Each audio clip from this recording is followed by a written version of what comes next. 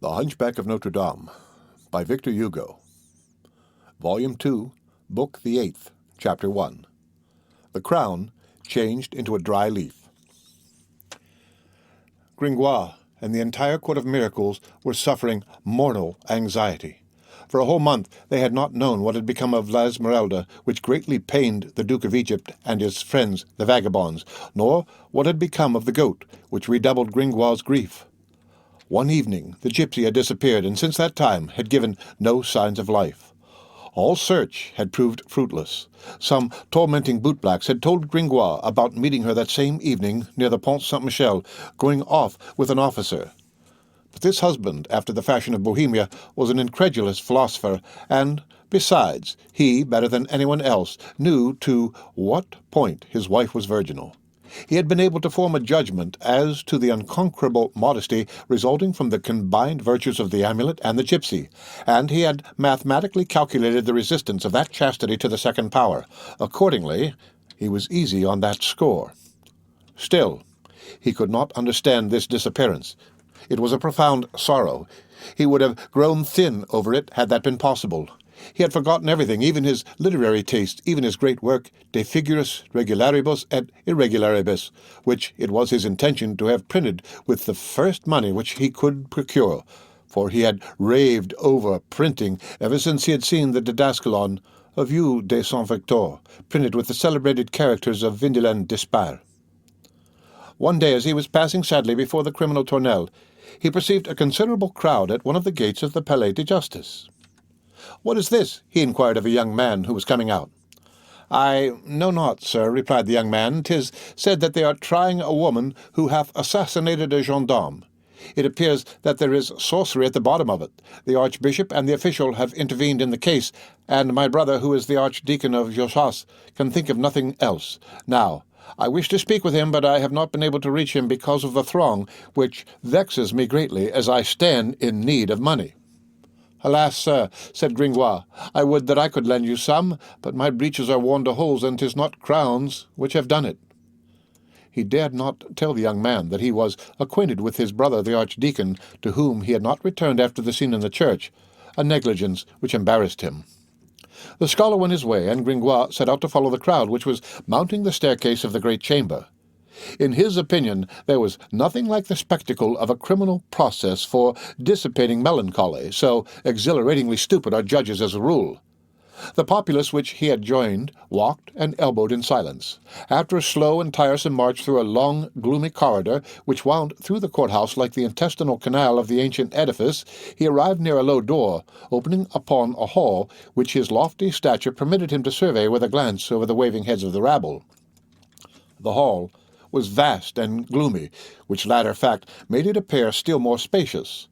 The day was declining. The long, pointed windows permitted only a pale ray of light to enter, which was extinguished before it reached the vaulted ceiling, an enormous trellis-work of sculptured beams, whose 1,000 figures seemed to move confusedly in the shadows. Many candles were already lighted here and there on tables, and beaming on the heads of clerks buried in masses of documents. The anterior portion of the hall was occupied by the crowd. On the right and left were magistrates and tables. At the end, upon a platform, a number of judges, whose rear rank sank into the shadows, sinister and motionless faces. The walls were strewn with innumerable fleurs-de-lis. A large figure of Christ might be vaguely descried above the judges, and everywhere there were pikes and halberds, upon whose points the reflection of the candles placed tips of fire. "Monsieur," Gringoire inquired of one of his neighbors, "who are all those persons ranged yonder like prelates in a council?" "Monsieur," replied the neighbor, "those on the right are the councillors of the Grand Chamber, those on the left the councillors of inquiry, the masters in black gowns, the messieurs in red." "Who is that big red fellow yonder above them who is sweating?" pursued Gringoire. "It is Monsieur the President."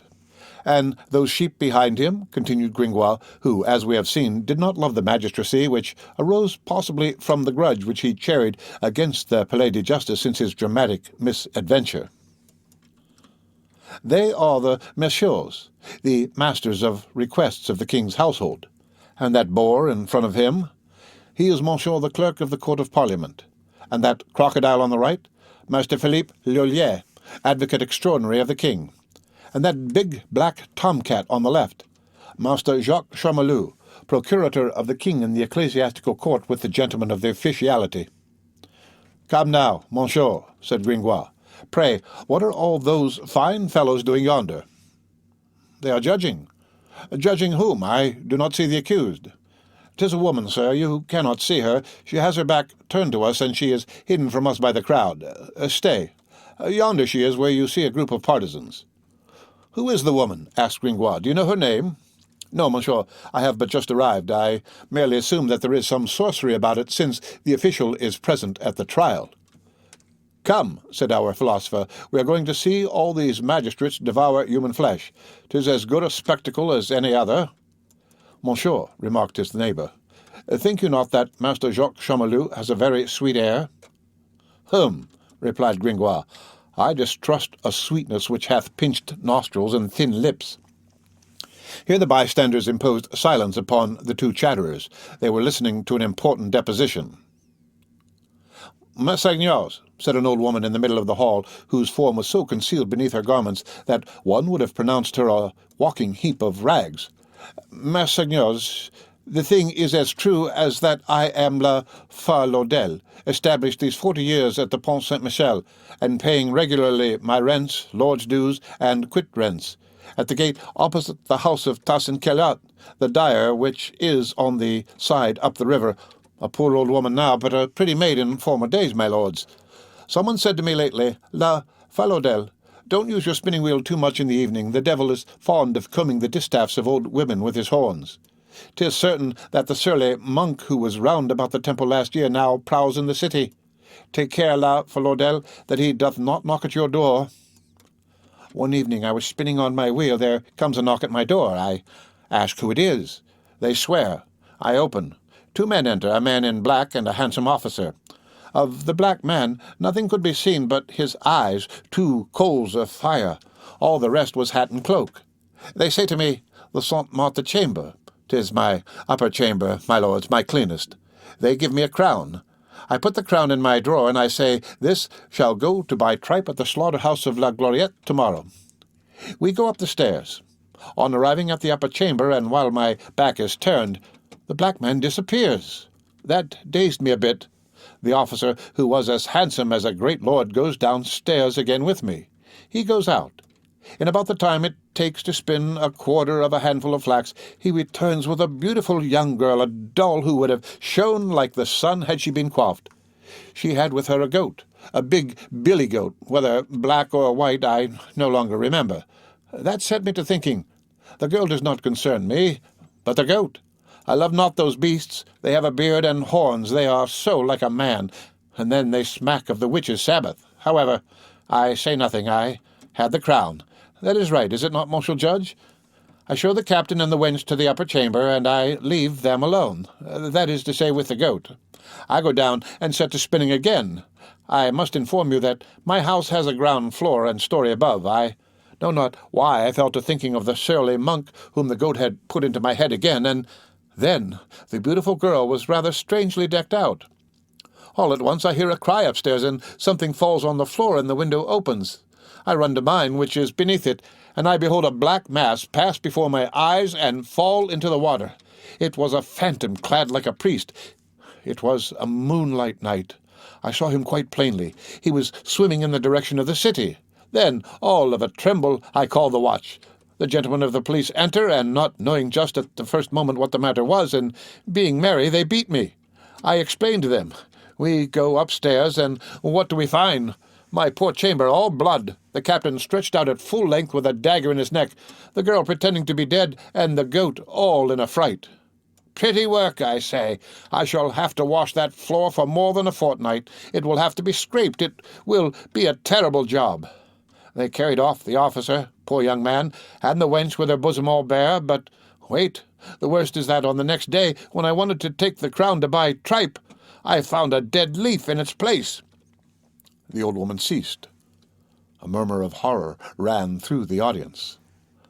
That phantom, that goat, said one of Gringoire's neighbours. And that dry leaf, added another. No doubt about it, joined in a third. She is a witch who has dealings with the surly monk for the purpose of plundering officers. Gringoire himself was not disinclined to regard this as altogether alarming and probable. "Goody Falodel," said the president majestically, "have you nothing more to communicate to the court?"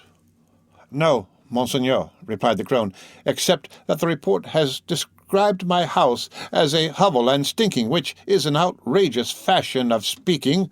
The houses on the bridge are not imposing because there are such multitudes of people, but nevertheless, the butchers continue to dwell there, who are wealthy folk, and married to very proper and handsome women." The magistrate, who had reminded Gringoire of a crocodile, rose. "Silence," said he.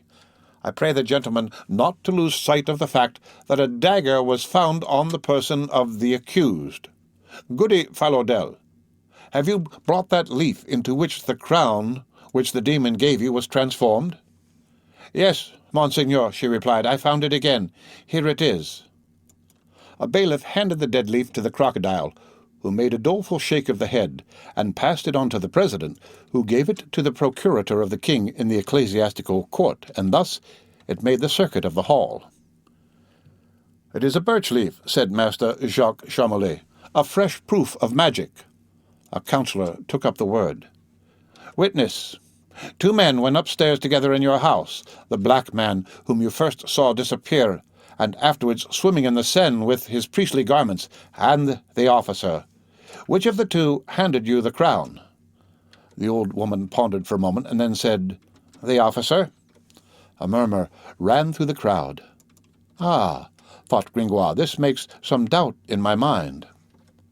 But Master Philippe Lolière, advocate extraordinary to the king, interposed once more. "I will recall to these gentlemen that in the deposition taken at his bedside, the assassinated officer, while declaring that he had a vague idea when the black man accosted him that the latter might be the surly monk, added that the phantom had pressed him eagerly to go and make acquaintance with the accursed, and upon the captain's remarking that he had no money, he had given him the crown which the said officer paid to La Falodel. Hence, that crown is the money of hell." This conclusive observation appeared to dissipate all the doubts of Gringoire and the other skeptics in the audience. "You have the documents, gentlemen," added the king's advocate, as he took a seat. "You can consult the testimony of Phoebus de Chateaubriand." At that name, the accused sprang up. Her head rose above the throng. Gringoire, with horror, recognized La Esmeralda. She was pale. Her tresses, formerly so gracefully braided and spangled with sequins, hung in disorder. Her lips were blue. Her hollow eyes were terrible. Alas! "Phoebus," she said in bewilderment, "where is he? Oh, messeigneurs, before you kill me, tell me for pity's sake whether he still lives." "Hold your tongue, woman," replied the president. "That is no affair of ours." "Oh, for mercy's sake, tell me if he is alive," she repeated, clasping her beautiful emaciated hands, and the sound of her chains in contact with her dress was heard. "Well," said the king's advocate roughly, "he is dying. Are you satisfied?" The unhappy girl fell back on her criminal seat, speechless, tearless, white as a wax figure. The president bent down to a man at his feet, who wore a gold cap and a black gown, a chain on his neck and a wand in his hand. "Bailiff, bring in the second accused." All eyes turned towards a small door which opened, and, to the great agitation of Gringoire, gave passage to a pretty goat with horns and hooves of gold. The elegant beast halted for a moment on the threshold, stretching out its neck as though perched on the summit of a rock. It had before its eyes an immense horizon. Suddenly it caught sight of the gypsy girl, and leaping over the table and the head of a clerk in 2 bounds, it was at her knees. Then it rolled gracefully on its mistress's feet, soliciting a word or a caress. But the accused remained motionless, and poor Djali himself obtained not a glance. "Ah, why, 'tis my villainous beast," said old Falodel. "I recognized the 2 perfectly." Jacques Chamelet interfered. "If the gentleman please, we will proceed to the examination of the goat." He was, in fact, the second criminal, nothing more simple in those days than a suit of sorcery instituted against an animal. We find, among others, in the accounts of the Provost's office for 1466, a curious detail concerning the expenses of the trial of Gilles-Soulot and his sow, executed for their demerits at Corbière. Everything is there, the cost of the pens in which to place the sow, the 500 bundles of brushwood purchased at the port of Mossant, the 3 pints of wine and the bread, the last repast of the victim fraternally shared by the executioner, down to the 11 days of guard and food for the sow at 8 deniers parisis each. Sometimes they went even further than animals. The capitularies of Charlemagne and of Louis de Debonair imposed penalties on fiery phantoms which presumed to appear in the air. Meanwhile, the procurator had exclaimed, "If the demon which possesses this goat, and which has resisted all exorcisms, persists in its deeds of witchcraft, if it alarms the court with them, we warn it that we shall be forced to put in requisition against it the gallows or the stake." Gringoire broke out into a cold perspiration. Charmolue took from the table the gypsy's tambourine, and, presenting it to the goat in a certain manner, asked the latter, "What o'clock is it?" The goat looked at it with an intelligent eye, raised its gilded hoof, and struck 7 blows. It was, in fact, 7 o'clock. A movement of terror ran through the crowd. Gringoire could not endure it. "He is destroying himself," he cried aloud. "You see well that he does not know what he is doing." "Silence among the louts at the end of the hall," said the bailiff sharply. Jacques Charmolue, by the aid of the same manoeuvres of the tambourine, made the goat perform many other tricks connected with the date of the day, the month of the year, etc., which the reader has already witnessed, and by virtue of an optical illusion peculiar to judicial proceedings, these same spectators who had probably more than once applauded in the public square de Jolly's innocent magic were terrified by it beneath the roof of the Palais de Justice. The goat was undoubtedly the devil. It was far worse when the procurator of the king, having emptied upon the floor a certain bag filled with movable letters which de Jolly wore round his neck, they beheld the goat extract with his hoof from the scattered alphabet the fatal name of Phoebus. The witchcraft of which the captain had been the victim appeared irresistibly demonstrated, and in the eyes of all the gypsy that ravishing dancer who had so often dazzled the passers-by with her grace was no longer anything but a frightful vampire. However, she betrayed no sign of life. Neither de Jolly's graceful evolutions, nor the menaces of the court, nor the suppressed imprecations of the spectators any longer reached her mind. In order to arouse her, a police officer was obliged to shake her unmercifully, and the president had to raise his voice. "Girl, you are of the Bohemian race, addicted to deeds of witchcraft.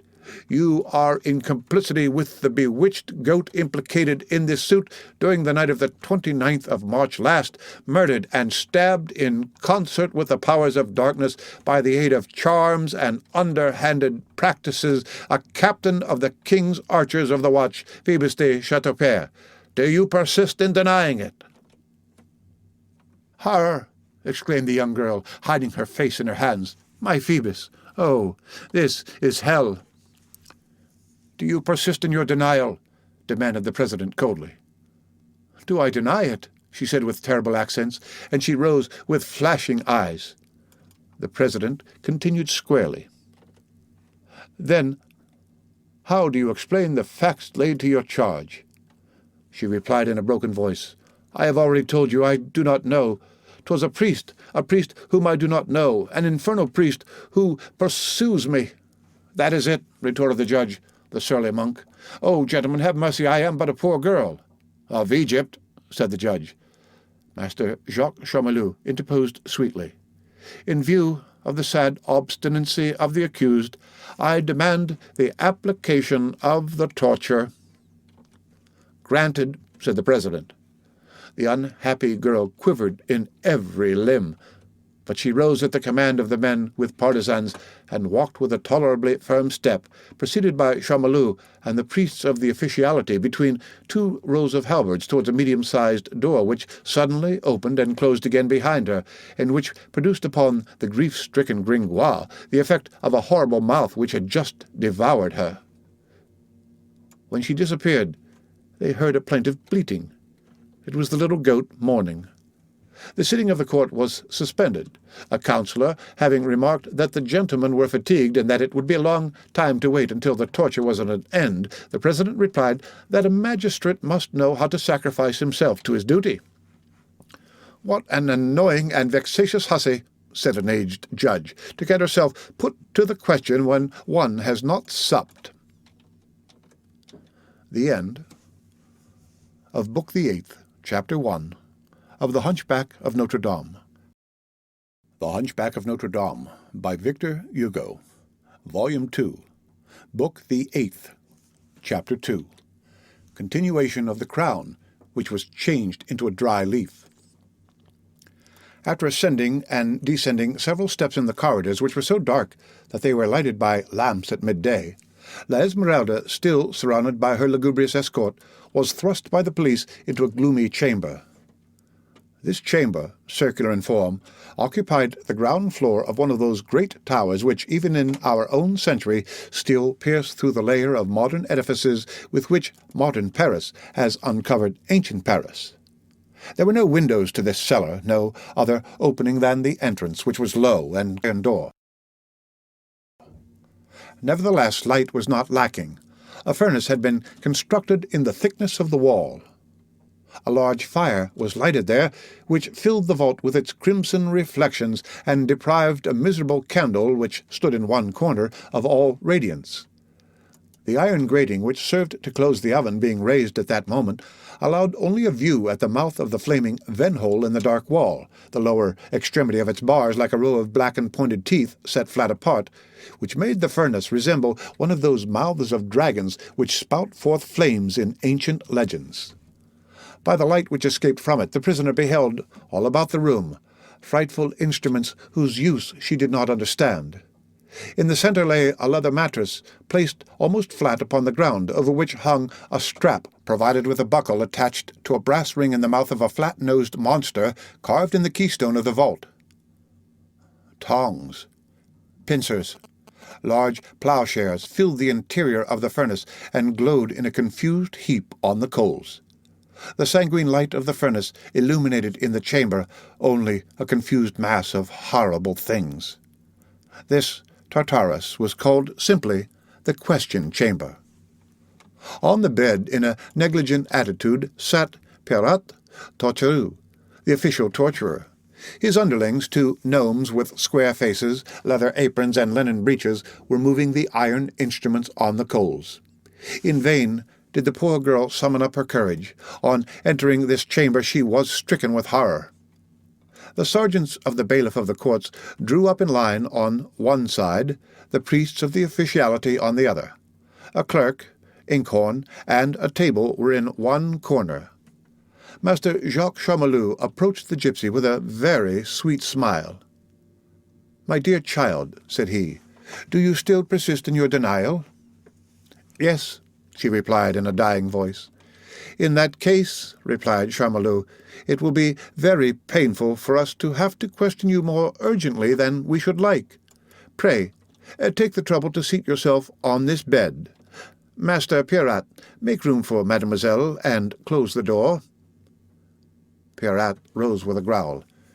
"If I shut the door," he muttered, "my fire will go out." "Well, my dear fellow," replied Charmolue, "leave it open, then." Meanwhile, La Esmeralda had remained standing. That leather bed on which so many unhappy wretches had writhed frightened her. Terror chilled the very marrow of her bones. She stood there bewildered and stupefied. At a sign from Charmolue, the two assistants took her and placed her in a sitting posture on the bed. They did her no harm, but when these men touched her, when that leather touched her, she felt all her blood retreat to her heart. She cast a frightened look round the chamber. It seemed to her as though she beheld advancing from all quarters towards her, with the intention of crawling up her body and biting and pinching her, all those hideous implements of torture, which, as compared to the instruments of all sorts she had hitherto seen, were like what bats, centipedes, and spiders are among insects and birds. "Where is the physician?" asked Charmolue. "Here," replied a black gown, whom she had not before noticed. She shuddered. "Mademoiselle," resumed the caressing voice of the procurator of the ecclesiastical court, "for the third time, do you persist in denying the deeds of which you are accused?" This time she could only make a sign with her head. "You persist," said Jacques Charmolue. "Then it grieves me deeply, but I must fulfill my office." "Monsieur le Procureur du Roi," said Pierrat abruptly, "how shall we begin?" Charmolue hesitated for a moment with the ambiguous grimace of a poet in search of a rhyme. "With the boot," he said at last. The unfortunate girl felt herself so utterly abandoned by God and men that her head fell upon her breast like an inert thing which has no power in itself. The tormentor and the physician approached her simultaneously. At the same time the two assistants began to fumble among their hideous arsenal. At the clanking of their frightful irons, the unhappy child quivered like a dead frog which is being galvanized. "Oh," she murmured so low that no one heard her, "oh, my Phoebus!" Then she fell back once more into her immobility and her marble silence.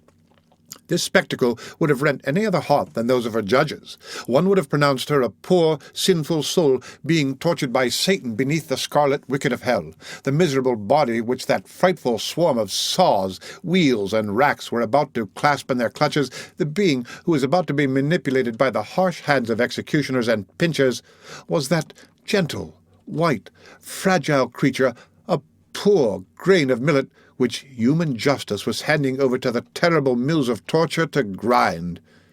Meanwhile, the callous hands of Pierrat Tortureau's assistants had bared that charming leg, that tiny foot which had so often amazed the passers-by with their delicacy and their beauty in the squares of Paris.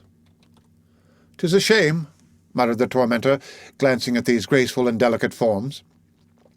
Had the archdeacon been present, he certainly would have recalled at that moment his symbol of the spider and the fly. Soon the unfortunate girl, through a mist which spread before her eyes, beheld the boot approach.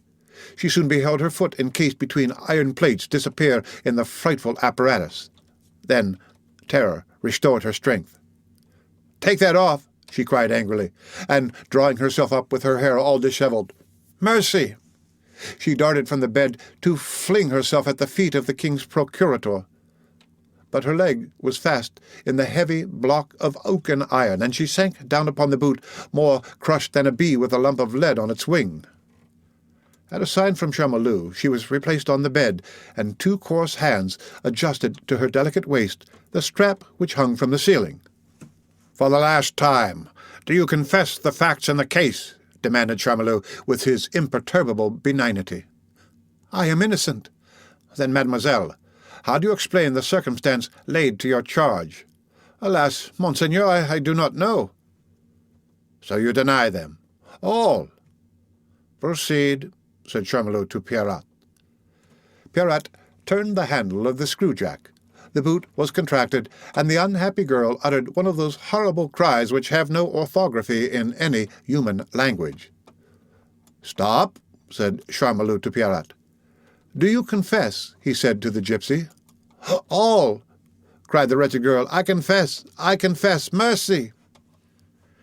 She had not calculated her strength when she faced the torture. Poor child, whose life up to that time had been so joyous, so pleasant, so sweet. The first pain had conquered her. "Humanity forces me to tell you," remarked the king's procurator, "that in confessing it is death that you must expect."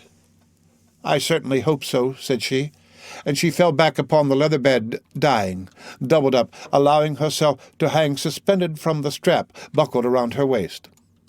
"Come, fair one, hold up a little," said Master Pierrat, raising her. "You have the air of the lamb of the golden fleece which hangs from Monsieur de Bourgogn's neck." Jacques Charmolue raised his voice. "Clerk, right. Young Bohemian maid, you confess your participation in the feasts, witches' sabbaths, and witchcrafts of hell with ghosts, hags, and vampires? Answer." "Yes," she said, so low that her words were lost in her breathing.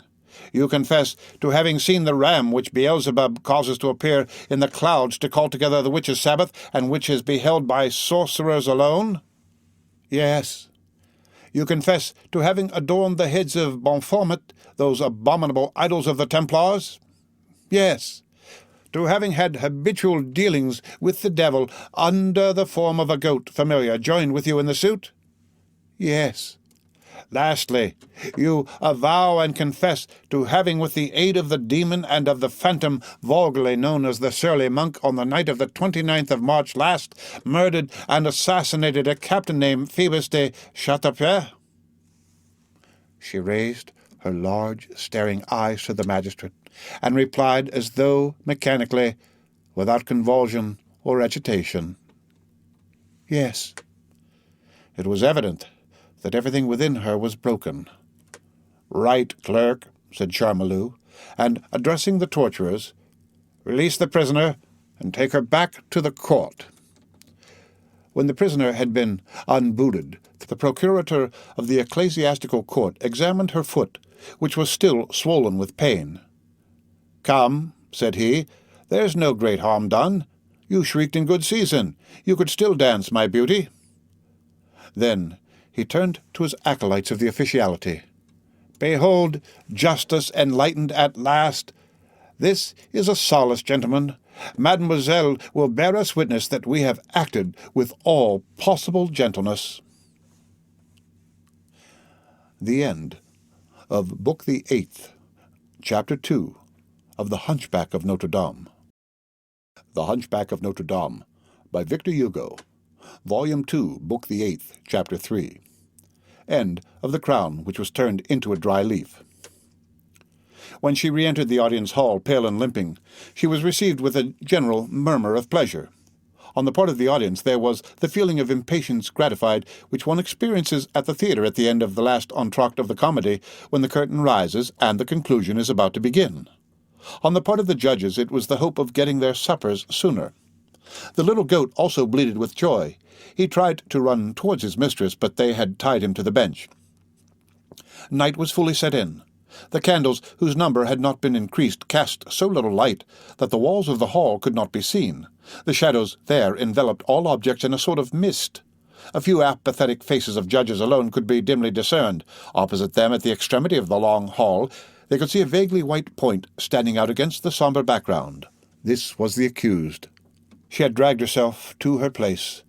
When Charmolue had installed himself in a magisterial manner in his own, he seated himself, then rose, and said, without exhibiting too much self-complacency at his success, "The accused has confessed all."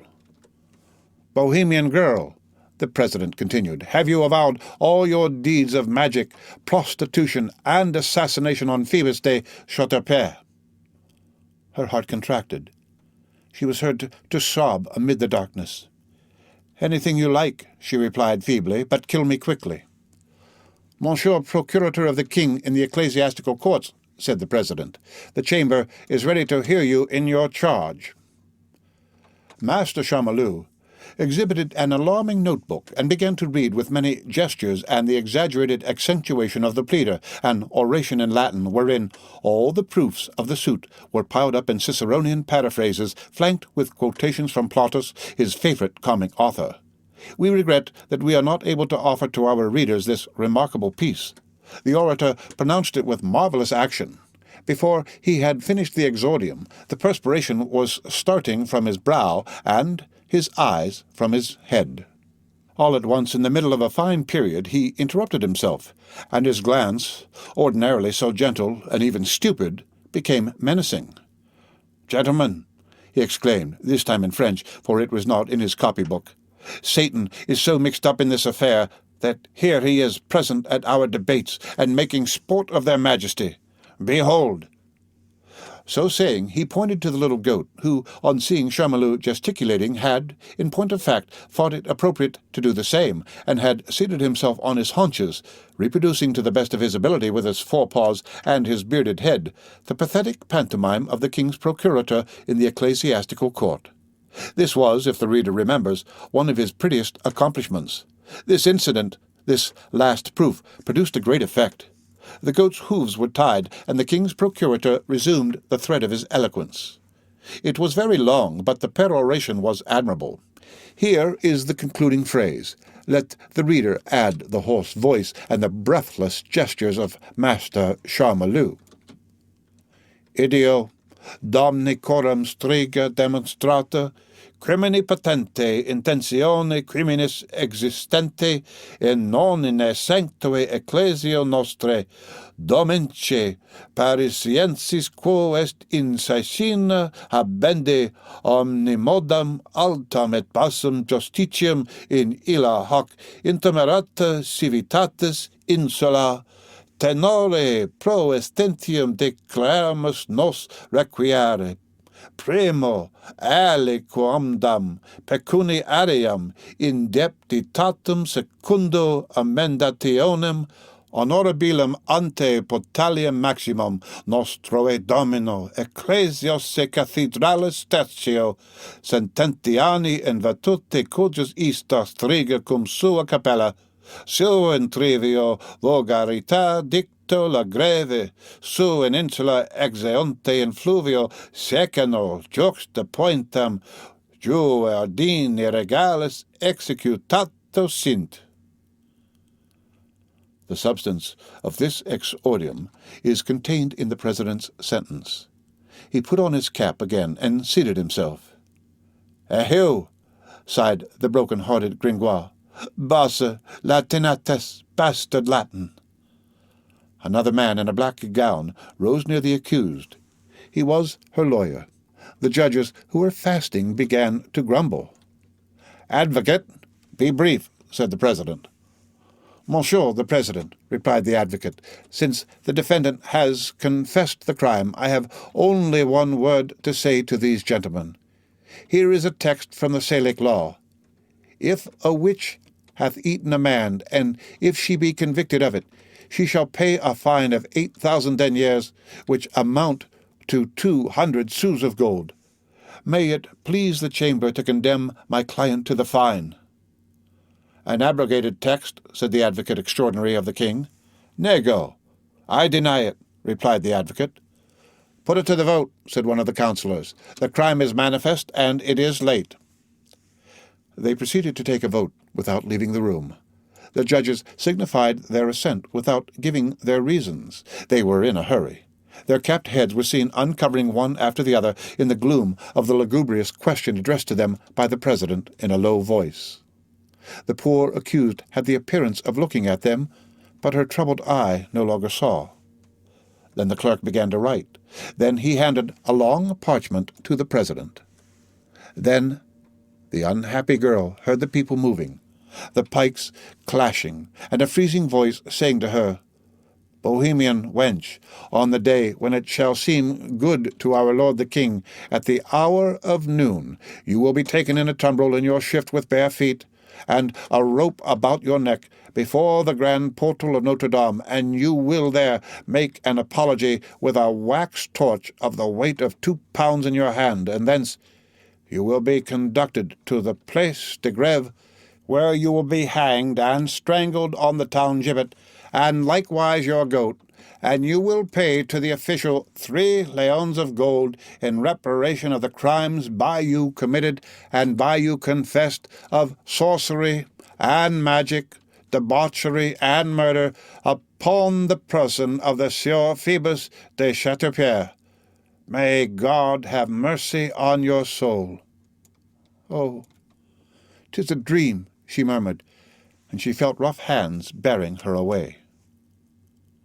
The end of Book the 8th, Chapter 3 of The Hunchback of Notre Dame. The Hunchback of Notre Dame, by Victor Hugo, Volume 2, Book the 8th, Chapter 4. Lasciate ogni speranza. Leave all hope behind, ye who enter here. In the Middle Ages, when an edifice was complete, there was almost as much of it in the earth as above it. Unless built upon piles like Notre Dame, a palace, a fortress, a church had always a double bottom. In cathedrals it was, in some sort, another subterranean cathedral, low, dark, mysterious, blind and mute under the upper nave, which was overflowing with light and reverberating with organs and bells day and night. Sometimes it was a sepulchre. In palaces, in fortresses, it was a prison, sometimes a sepulchre also, sometimes both together.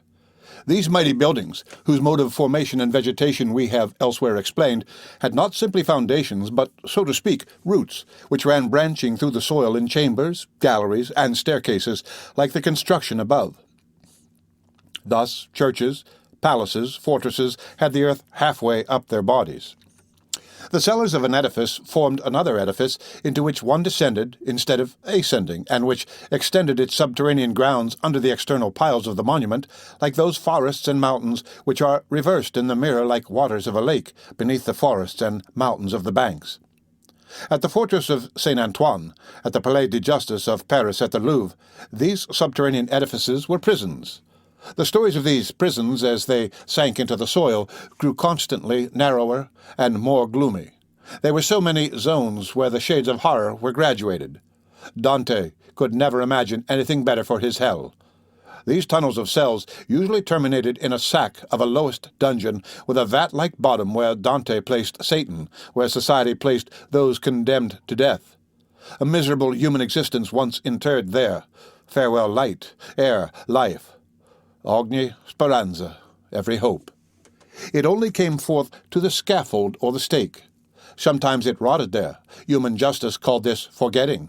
Between men and himself, the condemned man felt a pile of stones and jailers weighing down upon his head, and the entire prison, the massive Bastille, was nothing more than an enormous, complicated lock which barred him off from the rest of the world.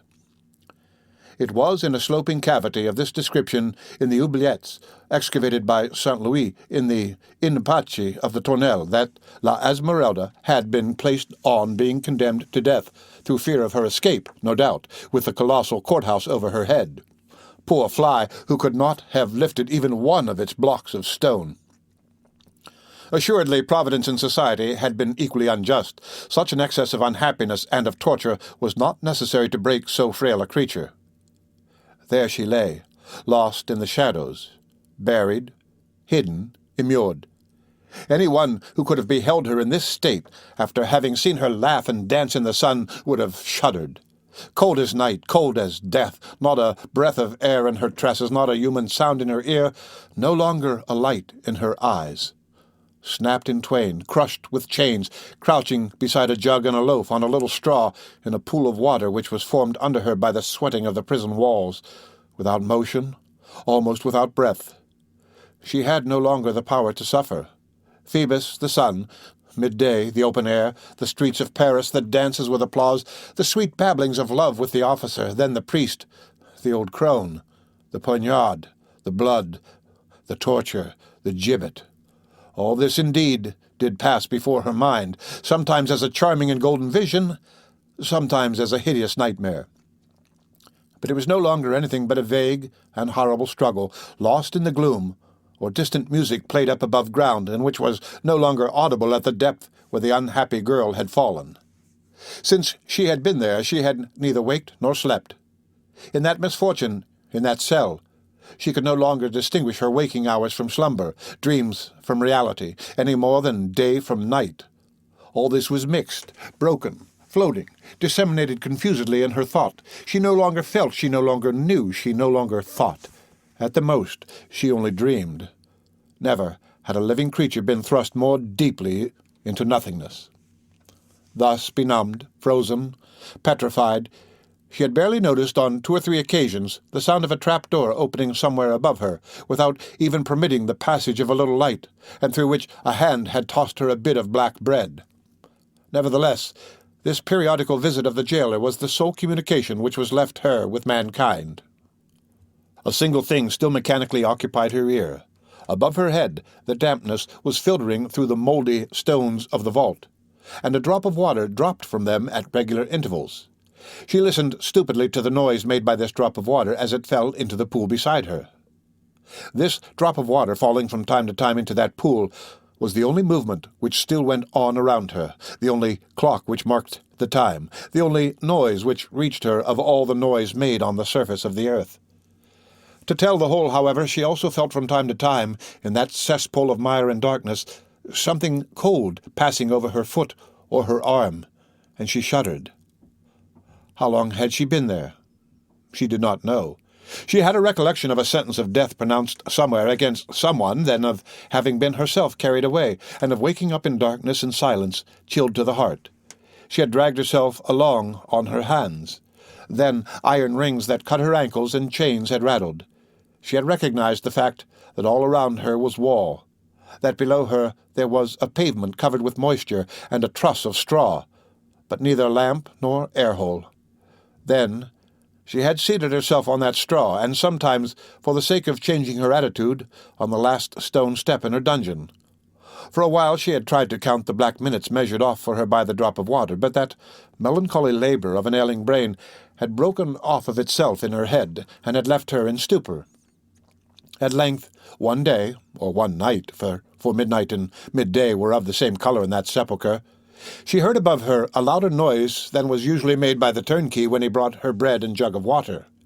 She raised her head and beheld a ray of reddish light passing through the crevices in the sort of trap-door contrived in the roof of the Impachi. At the same time the heavy lock creaked, the trap grated on its rusty hinges, turned, and she beheld a lantern, a hand, and the lower portions of the bodies of two men, the door being too low to admit of her seeing their heads. The light pained her so accurately that she shut her eyes. When she opened them again, the door was closed. The lantern was deposited on one of the steps of the staircase. A man alone stood before her. A monk's black cloak fell to his feet. A cowl of the same colour concealed his face. Nothing was visible of his person, neither face nor hands. It was a long black shroud standing erect, and beneath which something could be felt moving.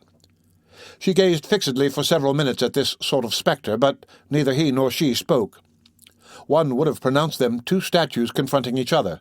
Two things only seemed alive in that cavern: the wick of the lantern, which sputtered on account of the dampness of the atmosphere, and the drop of water from the roof, which cut this irregular sputtering with its monotonous splash, and made the light of the lantern quiver in concentric waves on the oily water of the pool. At last the prisoner broke the silence. "Who are you?" "A priest." The words, the accent, the sound of his voice made her tremble. The priest continued in a hollow voice, "Are you prepared?" "For what?" "To die." "Oh," said she, "will it be soon?" "Tomorrow." Her head, which had been raised with joy, fell back upon her breast. "'Tis very far away yet," she murmured. "Why could they not have done it today?" "Then you are very unhappy?" asked the priest, after a silence. "I am very cold," she replied. She took her feet in her hands, a gesture habitual with unhappy wretches who are cold, as we have already seen in the case of the recluse of the Tour Roland, and her teeth chattered. The priest appeared to cast his eyes around the dungeon from beneath his cowl. "Without light, without fire, in the water, it is horrible." "Yes," she replied, with the bewildered air which unhappiness had given her. "The day belongs to everyone. Why do they give me only night?" "Do you know," resumed the priest after a fresh silence, "why you are here?" "I thought I knew once," she said, passing her thin fingers over her eyelids as though to aid her memory, "but I know no longer." All at once she began to weep like a child. "I should like to get away from here, sir. I am cold. I am afraid, and there are creatures which crawl over my body." "Well, follow me." So saying, the priest took her arm. The unhappy girl was frozen to her very soul, yet that hand produced an impression of cold upon her. "Oh," she murmured, "'tis the icy hand of death. Who are you?" The priest threw back his cowl. She looked. It was the sinister visage which had so long pursued her, that demon's head which had appeared at La Falordel's, above the head of her adored Phoebus, the eye which she last had seen glittering beside a dagger. This apparition, always so fatal to her, and which had thus driven her on from misfortune to misfortune, even to torture, roused her from her stupor. It seemed to her that the sort of veil which had lain thick upon her memory was rent away. All the details of her melancholy adventure, from the nocturnal scene at La Falordel's to her condemnation to the Tournelle, recurred to her memory, no longer vague and confused as heretofore, but distinct, harsh, clear, palpitating, terrible. These souvenirs, half effaced, and almost obliterated by excessive suffering, were revived by the sombre figure which stood before her, as the approach of fire causes letters traced upon white paper with invisible ink to start out perfectly fresh. It seemed to her that all the wounds of her heart opened and bled simultaneously. "Ha!" she cried with her hands on her eyes and a convulsive trembling. "'Tis the priest!" Then she dropped her arms in discouragement and remained seated with lowered head, eyes fixed on the ground, mute and still trembling. The priest gazed at her with the eye of a hawk which has long been soaring in a circle from the heights of heaven over a poor lark cowering in the wheat, and has long been silently contracting the formidable circles of his flight, and has suddenly swooped down upon his prey like a flash of lightning, and holds it panting in his talons. She began to murmur in a low voice, "Finish! Finish! The last blow!" And she drew her head down in terror between her shoulders, like the lamb awaiting the blow of the butcher's axe. "So I inspire you with horror?" he said at length. She made no reply. "Do I inspire you with horror?" he repeated. Her lips contracted, as though with a smile. "Yes," said she. "The headsman scoffs at the condemned. Here he has been pursuing me, threatening me, terrifying me for months. Had it not been for him, my God, how happy it should have been! It was he who cast me into this abyss. Oh, heavens, it was he who killed him, my Phoebus!" Here, bursting into sobs, and raising her eyes to the priest, "O wretch, who are you? What have I done to you? Do you then hate me so? Alas, what have you against me?" "I love thee!" cried the priest. Her tears suddenly ceased. She gazed at him with the look of an idiot. He had fallen on his knees and was devouring her with eyes of flame. "Dost thou understand? I love thee!" he cried again. "What love?" said the unhappy girl with a shudder. He resumed, "The love of a damned soul." Both remained silent for several minutes, crushed beneath the weight of their emotions. He maddened, she stupefied. "Listen," said the priest at last, and a singular calm had come over him. "You shall know all I am about to tell you, that which I have hitherto hardly dared to say to myself when, furtively interrogating my conscience at those deep hours of the night when it is so dark that it seems as though God no longer saw us. Listen. Before I knew you, young girl, I was happy." "So was I," she sighed feebly. "Do not interrupt me." "Yes, I was happy. At least I believed myself to be so. I was pure. My soul was filled with limpid light. No head was raised more proudly and more radiantly than mine. Priests consulted me on chastity, doctors on doctrines. Yes, science was all in all to me. It was a sister to me, and a sister sufficed.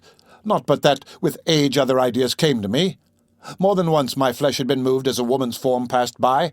That force of sex and blood which in the madness of youth I had imagined that I had stifled forever had more than once convulsively raised the chain of iron vows which bind me, a miserable wretch, to the cold stones of the altar.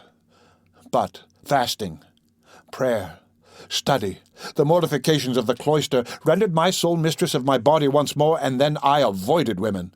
Moreover, I had but to open a book, and all the impure mists of my brain vanished before the splendors of science. In a few moments I felt the gross things of earth flee far away, and I found myself once more calm, quieted, and serene in the presence of the tranquil radiance of eternal truth. As long as the demons sent to attack me only vague shadows of women who passed occasionally before my eyes in church, in the streets, in the fields, and who hardly recurred to my dreams, I easily vanquished him. Alas! If the victory has not remained with me, it is the fault of God, who has not created man and demon of equal force. Listen. One day—" Here the priest paused, and the prisoner heard sighs of anguish break from his breast with the sound of the death rattle. He resumed. "One day I was leaning on the window of my cell. What book was I reading then? Oh, all that is a whirlwind in my head. I was reading. The window opened upon a square. I heard a sound of tambourine and music. Annoyed at being thus disturbed in my reverie, I glanced into the square. What I beheld others saw beside myself, and yet it was not a spectacle made for human eyes. There, in the middle of the pavement, it was midday, the sun was shining brightly, a creature was dancing. A creature so beautiful that God would have preferred her to the Virgin, and have chosen her for his mother, and have wished to be born of her if she had been in existence when he was made man. Her eyes were black and splendid. In the midst of her black locks, some hairs through which the sun shone glistened like threads of gold. Her feet disappeared in their movements like the spokes of a rapidly turning wheel. Around her head and her black tresses there were discs of metal which glittered in the sun and formed a coronet of stars on her brow. Her dress, thick-set with spangles, blue and dotted with 1,000 sparks, gleamed like a summer night. Her brown, supple arms twined and untwined around her waist like 2 scarfs. The form of her body was surprisingly beautiful. Oh, what a resplendent figure stood out, like something luminous even in the sunlight. Alas, young girl, it was thou. Surprised, intoxicated, charmed, I allowed myself to gaze upon thee.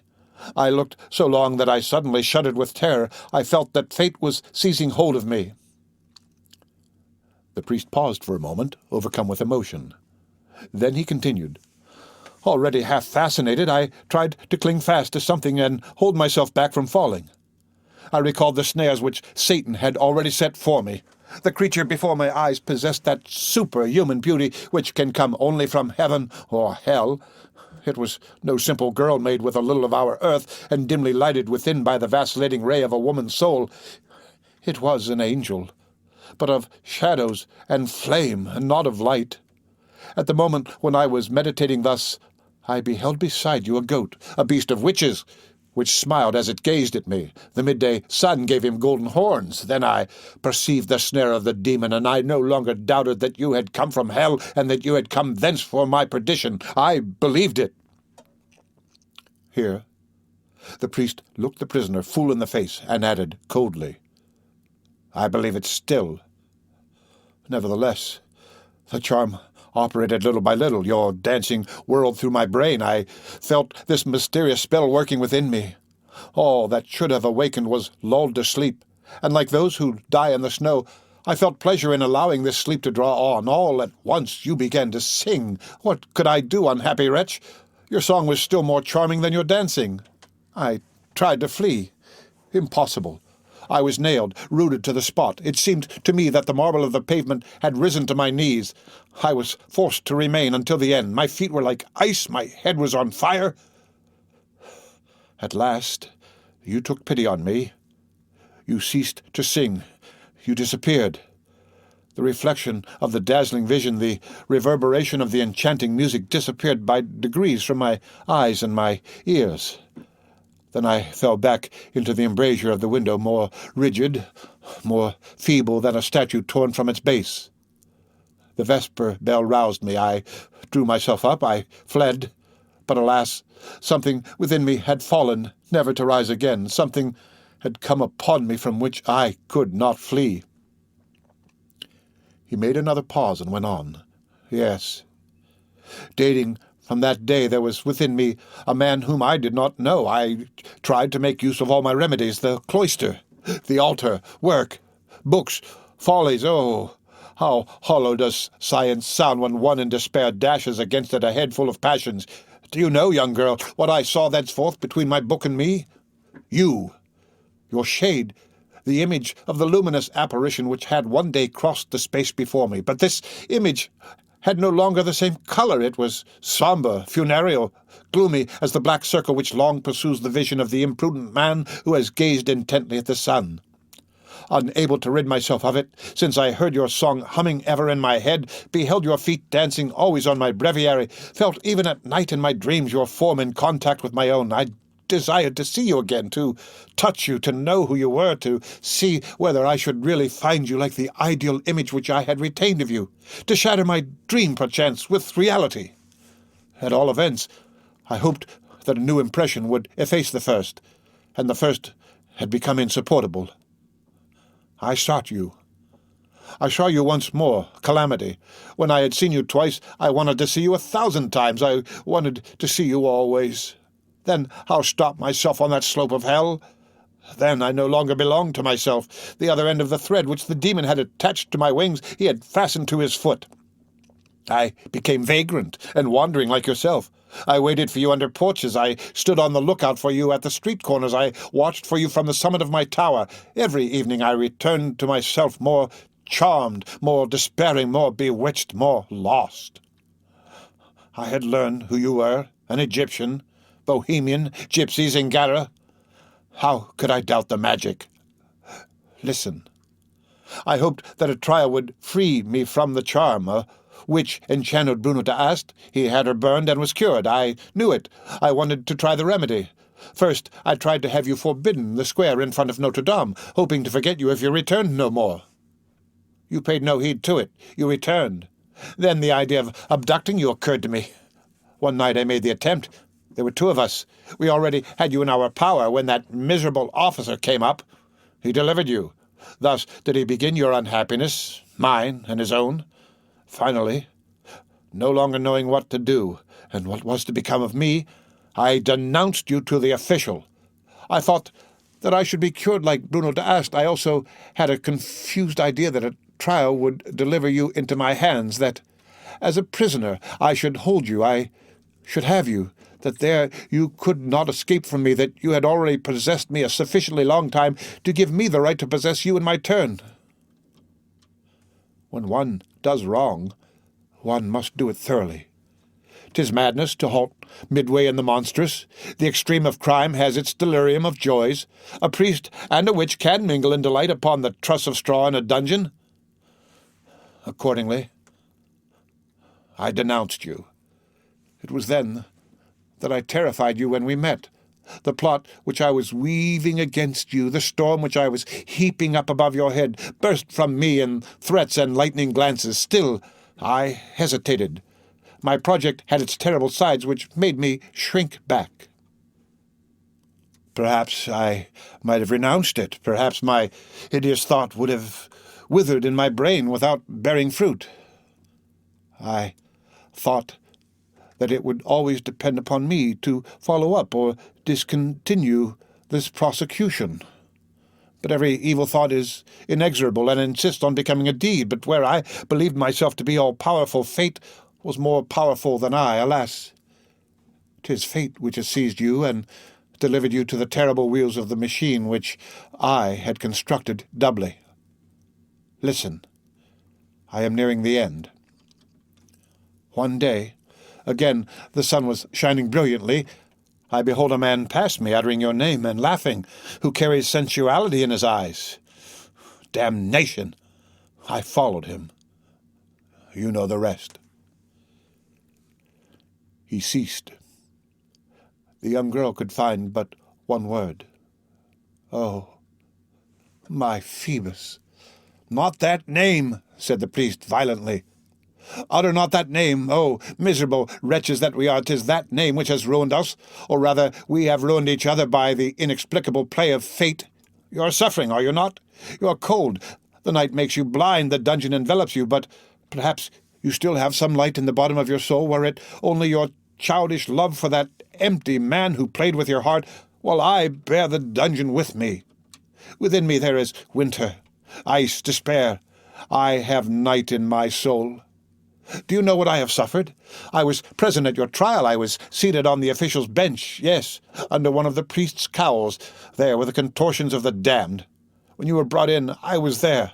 When you were questioned, I was there.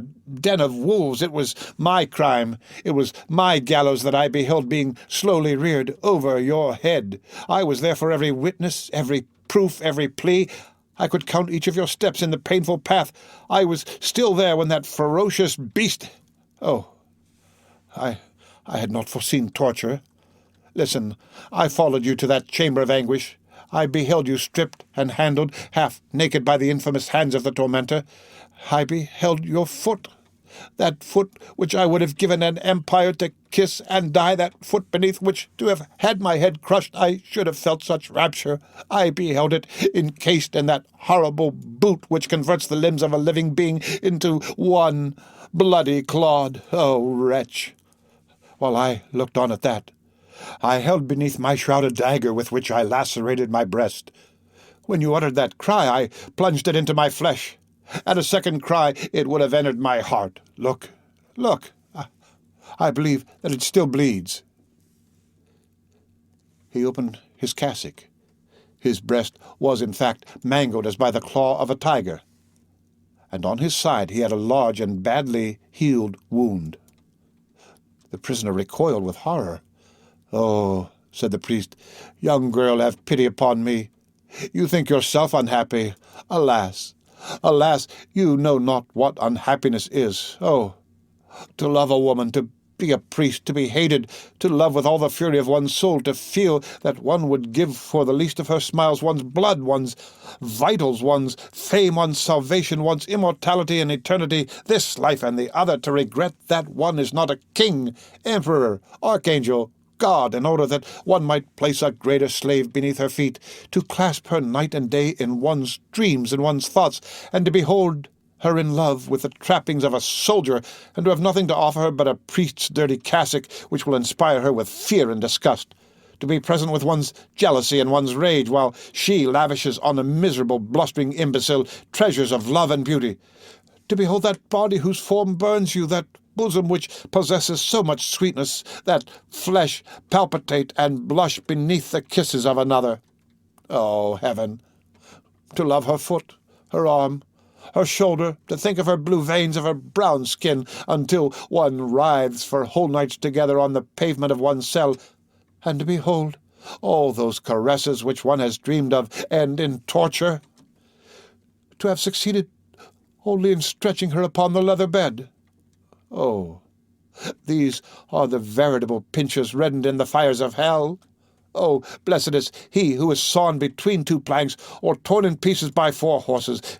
Do you know what that torture is, which is imposed upon you for long nights by your burning arteries, your bursting heart, your breaking head, your teeth-gnawed hands, mad tormentors, which turn you incessantly as upon a red-hot gridiron to a thought of love, of jealousy, and of despair?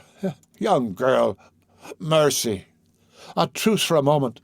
A few ashes on these live coals. Wipe away, I beseech you, the perspiration which trickles in great drops from my brow. Child, torture me with one hand, but caress me with the other. Have pity, young girl. Have pity upon me." The priest writhed on the wet pavement, beating his head against the corners of the stone steps. The young girl gazed at him and listened to him. When he ceased, exhausted and panting, she repeated in a low voice, "Oh, my Phoebus." The priest dragged himself towards her on his knees. "I beseech you," he cried, "if you have any heart, do not repulse me. Oh, I love you. I am a wretch. When you utter that name, unhappy girl, it is as though you crushed all the fibers of my heart between your teeth. Mercy! If you come from hell, I will go hither with you. I have done everything to that end. The hell where you are shall be paradise. The sight of you is more charming than that of God. Oh, speak! You will have none of me. I should have thought the mountains would be shaken in their foundations on the day when a woman would repulse such a love. Oh, if you only would. Oh, how happy we might be. We would flee. I would help you to flee. We would go somewhere. We would seek that spot on earth where the sun is brightest, the sky the bluest, where the trees are most luxuriant. We would love each other. We would pour our 2 souls into each other, and we would have a thirst for ourselves, which we would quench in common and incessantly at that fountain of inexhaustible love." She interrupted with a terrible and thrilling laugh. "Look, father, you have blood on your fingers." The priest remained for several moments as though petrified, with his eyes fixed upon his hand. "Well, yes," he resumed at last, with strange gentleness. "Insult me, scoff me, overwhelm me with scorn, but come, let us make haste. It is to be tomorrow, I tell you. The gibbet on the Greve, you know it. It stands always ready. It is horrible to see you ride in that tumbrel. Oh, mercy! Until now I have never felt the power of my love for you. Oh, follow me. You shall take your time to love me after I have saved you. You shall hate me as long as you will, but come, tomorrow. Tomorrow, the gallows, your execution. Oh, save yourself. Spare me." He seized her arm. He was beside himself. He tried to drag her away. She fixed her eye intently on him. "What has become of my Phoebus?" "Ah," said the priest, releasing her arm. "You are pitiless." "What has become of Phoebus?" she repeated coldly. "He is dead," cried the priest. "Dead," said she, still icy and motionless. "Then why do you talk to me of living?" He was not listening to her. "Oh, yes," said he, as though speaking to himself. "He certainly must be dead. The blade pierced deeply. I believe I touched his heart with the point. Oh, my very soul was at the end of the dagger." The young girl flung herself upon him like a raging tigress and pushed him upon the steps of the staircase with supernatural force. "Begone, monster! Begone, assassin! Leave me to die! May the blood of both of us make an eternal stain upon your brow! Be thine, priest! Never, never! Nothing shall unite us, not hell itself! Go, accursed man! Never!" The priest had stumbled on the stairs. He silently disentangled his feet from the folds of his robe, picked up his lantern again, and slowly began the ascent of the steps which led to the door. He opened the door and passed through it. All at once the young girl beheld his head reappear. It wore a frightful expression, and he cried, hoarse with rage and despair, "I tell you, he is dead." She fell face downwards upon the floor, and there was no longer any sound audible in the cell than the sob of the drop of water which made the pool palpitate amid the darkness. The end of Book the 8th, Chapter 4, of The Hunchback of Notre Dame. The Hunchback of Notre Dame, by Victor Hugo. Volume 2, Book the 8th, Chapter 5. The Mother. I do not believe that there is anything sweeter in the world than the ideas which awaken a mother's heart at the sight of her child's tiny shoe, especially if it is a shoe for festivals, for Sunday, for baptism, the shoe embroidered to the very soul, a shoe in which the infant has not yet taken a step. That shoe has so much grace and daintiness, it is so impossible for it to walk that it seems to the mother as though she saw her child. She smiles upon it, she kisses it, she talks to it, she asks herself whether there can actually be a foot so tiny, and if the child be absent, the pretty shoe suffices to place the sweet and fragile creature before her eyes. She thinks she sees it. She does see it, complete, living, joyous, with its delicate hands, its round head, its pure lips, its serene eyes whose white is blue. If it is in winter, it is yonder crawling on the carpet. It is laboriously climbing upon an ottoman, and the mother trembles lest it should approach the fire. If it is summer-time, it crawls about the yard, in the garden, plucks up the grass between the paving stones, gazes innocently at the big dogs, the big horses, without fear, plays with the shells, with the flowers, and makes the gardener grumble because he finds sand in the flower beds and earth in the paths. Everything laughs and shines and plays around it, like it, even the breath of air and the ray of sun which vie with each other in disporting among the silky ringlets of its hair. The shoe shows all this to the mother, and makes her heart melt as fire melts wax. But when the child is lost, these thousand images of joy, of charms, of tenderness, which throng around the little shoe become so many horrible things. The pretty broidered shoe is no longer anything but an instrument of torture which eternally crushes the heart of the mother. It is always the same fibre which vibrates, the tenderest and most sensitive, but instead of an angel caressing it, it is a demon who is wrenching at it.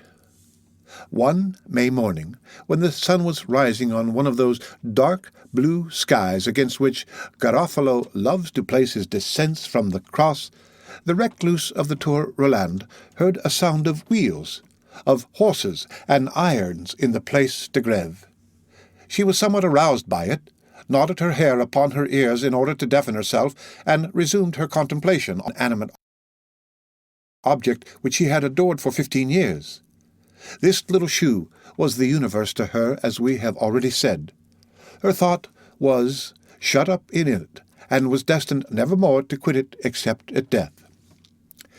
The sombre cave of the Tour Roland alone knew how many bitter implications touching complaints, prayers, and sobs she had wafted to heaven in connection with that charming bauble of rose-coloured satin. Never was more despair bestowed upon a prettier and more graceful thing. It seemed as though her grief were breaking forth more violently than usual, and she could be heard outside lamenting in a loud and monotonous voice which rent the heart. "Oh, my daughter," she said, "my daughter, my poor dear little child, so I shall never see thee more. It is over. It always seems to me that it happened yesterday. My God! My God! It would have been better not to have given her to me than to take her away so soon. Did you not know that our children are part of ourselves, and that a mother who has lost her child no longer believes in God? Ah, wretch that I am, to have gone out that day, Lord, Lord, to have taken her from me thus. You could never have looked at me with her when I was joyously warming her at my fire, when she laughed as she suckled, when I made her tiny feet creep up my breast to my lips. Oh, if you had looked at that, my God, you would have taken pity on my joy. You would not have taken from me the only love which lingered in my heart. Was I then, Lord, so miserable a creature that you could not look at me before condemning me? Alas, alas, here is the shoe. Where is the foot? Where is the rest? Where is the child? My daughter, what did they do with thee? Lord, give her back to me. My knees have been worn for 15 years in praying to thee, my God. Is not that enough? Give her back to me one day, 1 hour, 1 minute, 1 minute, Lord, and then cast me to the demon for all eternity. Oh, if I only knew where the skirt of your garment trails, I would cling to it with both hands, and you would be obliged to give me back my child. Have you no pity on her pretty little shoe? Could you condemn a poor mother to this torture for 15 years? Good Virgin of heaven, my infant Jesus has been taken from me, has been stolen from me. They devoured her on a heath. They drank her blood. They cracked her bones. Good Virgin, have pity upon me. My daughter. I want my daughter. What is it to me that she is in paradise? I do not want your angel. I want my child. I am a lioness. I want my whelp. Oh, I will writhe on the earth. I will break the stones with my forehead, and I will damn myself, and I will curse you, Lord, if you keep my child from me. You see plainly that my arms are all bitten, Lord. Has the good God no mercy? Oh, give me only salt and black bread. Only let me have my daughter to warm me like a sun. Alas, Lord my God, alas, Lord my God, I am only a vile sinner, but my daughter made me pious. I was full of religion for the love of her, and I beheld you through her smile as through an opening into heaven. Oh, if I could only once, just once more, a single time, put this shoe on her pretty little pink foot, I would die blessing you, good Virgin. Ah, 15 years. She will be grown up now. Unhappy child. What? It is really true, then? I shall never see her more, not even in heaven, for I shall not go there myself. Oh, what misery to think that here is her shoe, and that is all. The unhappy woman flung herself upon that shoe, her consolation and her despair for so many years, and her vitals were rent with sobs as on the first day, because for a mother who has lost her child, it is always the first day. That grief never grows old. The mourning garments may grow white and threadbare. The heart remains dark. At that moment, the fresh and joyous cries of children passed in front of the cell. Every time that children crossed her vision or struck her ear, the poor mother flung herself into the darkest corner of her sepulchre, and one would have said that she sought to plunge her head into the stone in order not to hear them. This time, on the contrary, she drew herself upright with a start and listened eagerly. One of the little boys had just said, "They are going to hang a gypsy today." With the abrupt leap of that spider which we have seen fling itself upon a fly at the trembling of its web, she rushed to her air-hole, which opened, as the reader knows, on the place de grève. A ladder had, in fact, been raised up against the permanent gibbet, and the hangman's assistant was busying himself with adjusting the chains which had been rusted by the rain. There were some people standing about. The laughing group of children was already far away. The sacked nun sought with her eyes some passer-by whom she might question. All at once, beside her cell, she perceived a priest making a pretext of reading the public breviary, but who was much less occupied with the lectern of latticed iron than with the gallows, toward which he cast a fierce and gloomy glance from time to time. She recognized Monsieur the Archdeacon of Josas, a holy man. "Father," she inquired, "whom are they about to hang yonder?" The priest looked at her and made no reply. She repeated her question. Then he said, "I know not." "Some children said that it was a gypsy," went on the recluse. "I believe so," said the priest. Then Paquette la Chantefleurie burst into hyena-like laughter. "Sister," said the archdeacon, "do you then hate the gypsies heartily?" "Do I hate them?" exclaimed the recluse. "They are vampires, stealers of children. They devoured my little daughter, my child, my only child. I have no longer any heart. They devoured it." She was frightful. The priest looked at her coldly. "There is one in particular whom I hate and whom I have cursed," she resumed. "It is a young one of the age which my daughter would be if her mother had not eaten my daughter. Every time that young viper passes in front of my cell, she sets my blood in a ferment." "Well, sister, rejoice," said the priest, icy as a sepulchral statue. "That is the one whom you are about to see die." His head fell upon his bosom, and he moved slowly away. The recluse writhed her arms with joy. "I predicted it for her, that she would ascend thither. Thanks, priest," she cried. As she began to pace up and down with long strides before the grating of her window, her hair dishevelled, her eyes flashing, with her shoulders striking against the wall, with the wild air of a female wolf in a cage who has long been famished, and who feels the hour for her repast drawing near. The end of Book the 8th, Chapter 5, of The Hunchback of Notre Dame. The Hunchback of Notre Dame, by Victor Hugo. Volume 2, Book the 8th, Chapter 6, Three Human Hearts Differently Constructed. Phoebus was not dead, however. Men of that stamp die hard. When Master Philippe Lhuillier, advocate extraordinary of the king, had said to poor Esmeralda, "He is dying," it was an error or a jest. When the archdeacon had repeated to the condemned girl, "He is dead," the fact is that he knew nothing about it, but that he believed it, that he counted on it, that he did not doubt it, that he devoutly hoped it. It would have been too hard for him to give favorable news of his rival to the woman whom he loved. Any man would have done the same in his place. It was not that Phoebus's wound had not been serious, but it had not been as much so as the archdeacon believed. The physician to whom the soldiers of the watch had carried him at the first moment had feared for his life during the space of a week, and had even told him so in Latin. But youth had gained the upper hand, and, as frequently happens, in spite of prognostications and diagnoses, nature had amused herself by saving the sick man under the physician's very nose. It was while he was still lying on the leech's pallet that he had submitted to the interrogations of Philippe Lhuillier and the official inquisitors, which had annoyed him greatly. Hence, one fine morning, feeling himself better, he had left his golden spurs with the leech as payment, and had slipped away. This had not, however, interfered with the progress of the affair. Justice at that epoch troubled itself very little about the clearness and definiteness of a criminal suit. Provided that the accused was hung, that was all that was necessary. Now the judge had plenty of proofs against La Esmeralda. They had supposed Phoebus to be dead, and that was the end of the matter. Phoebus, on his side, had not fled far. He had simply rejoined his company in garrison at Quambry, in the Isle de France, a few stages from Paris. After all, it did not please him in the least to appear in this suit. He had a vague feeling that he should play a ridiculous figure in it.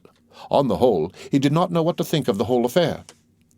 Superstitious and not given to devoutness, like every soldier who is only a soldier, when he came to question himself about this adventure, he did not feel assured as to the goat, as to the singular fashion in which he had met La Esmeralda, as to the no less strange manner in which she had allowed him to divine her love, as to her character as a gypsy, and lastly, as to the surly monk.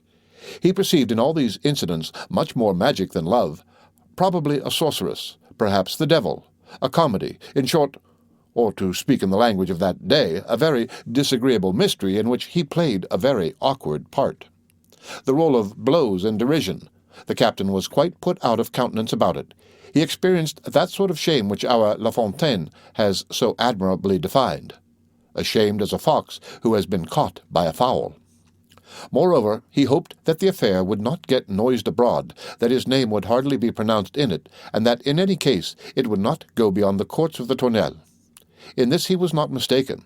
There was then no Gazette des Tribunaux, and as not a week passed which had not its counterfeiter to boil, or its witch to hang, or its heretic to burn, at some one of the innumerable justices of Paris. People were so accustomed to seeing in all the squares the ancient feudal Themis bare-armed, with sleeves stripped up, performing her duty at the gibbets, the ladders, and the pillories, that they hardly paid any heed to it.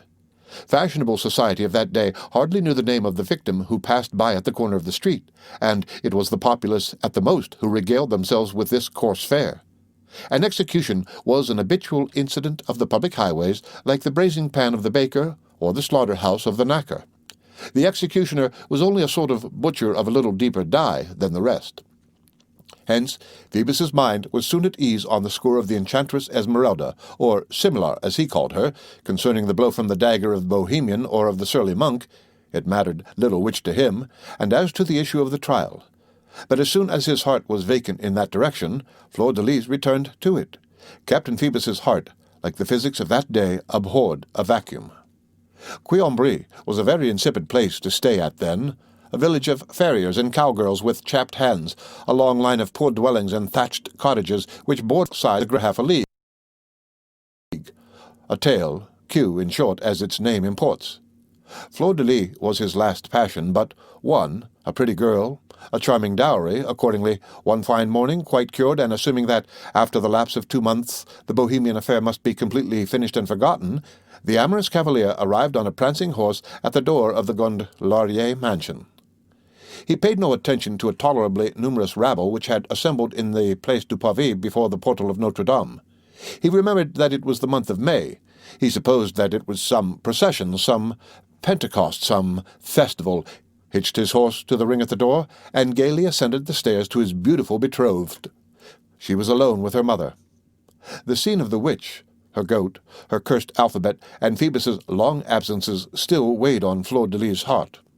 Nevertheless, when she beheld her captain enter, she thought him so handsome, his doublet so new, his baldric so shining, and his air so impassioned, that she blushed with pleasure. The noble damsel herself was more charming than ever.